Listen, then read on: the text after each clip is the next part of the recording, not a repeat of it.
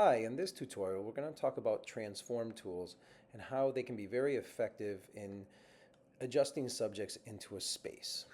Here I have a container that I need to remove the background on. So one of the first things you need to do as subject is remove a background if you find it online. So one way is to use the select object tool, and it can make a nice selection around it. And then you would just copy and paste that to have it without a background. Many ways to do selections, that's just one right there. So prepare your subjects by selecting them, and here I have a background of a room, and I selected a door and a cooler chest. What I'm going to do is I'm going to show you how to use the Distort tool first. Now, I can just place a door on this back wall and measure it to the right size, and it can look just fine. But if I wanted to put it on this wall on the right, I would need to alter or transform this image. Under Edit, I can go to Transform and select Distort for this particular geometric object. Here I can bend and alter the angle of the door to match the point of view or the perspective of that sidewall. So this takes a little bit of practice when first doing it, but actually the space of the room helps me out. I can look at the base of the wall angle, match the bottom of the door perfectly to that, and then judge the right perspective of the angle the top door should be, close to the ceiling line, but not exactly parallel. And right there, calculating the width and everything, I set up a door in proper perspective. Now, to transform a subject with the perspective warp tool, it's a little different. If I have a subject that has very more three-dimensional sides compared to a door, like this chest here, what I can do is use the perspective warp tool. This tool, I just select the edit, and instead of transform, I find perspective warp. I'm going to create a cage on the three sides of this chest that I can see.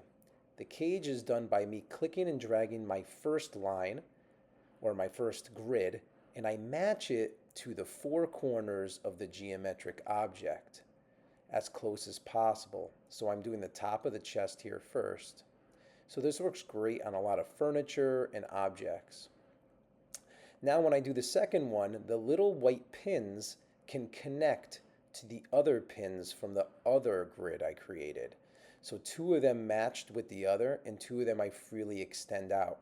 And now when I create the third one, I snap to the grids and I line everything up. Once I'm done with that, I hit enter or return, and I get these movable pins for step 2.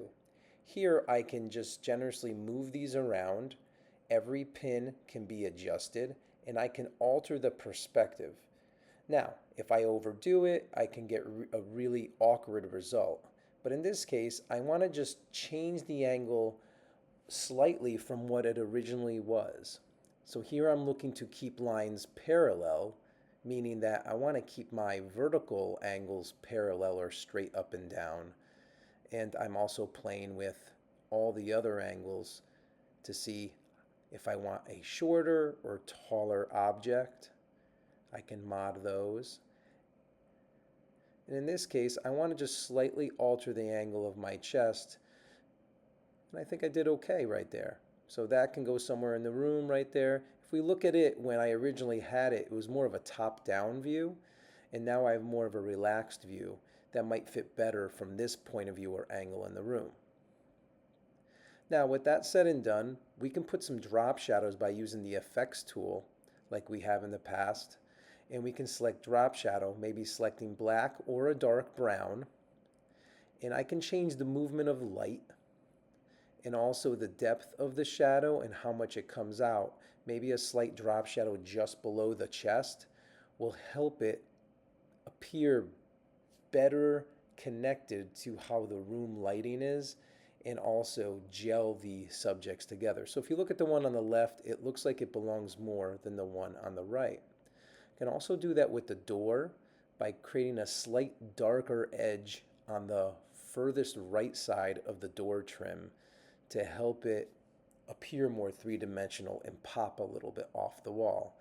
So those are some elements that work very well for enhancing the look of objects in space and altering from the original.